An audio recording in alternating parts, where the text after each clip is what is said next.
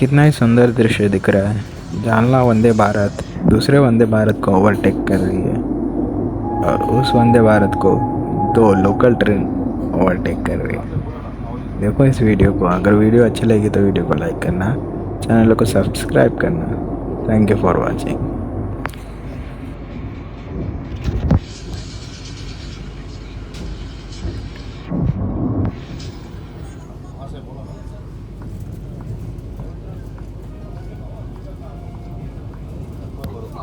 बरं बरं बरं बरं बरं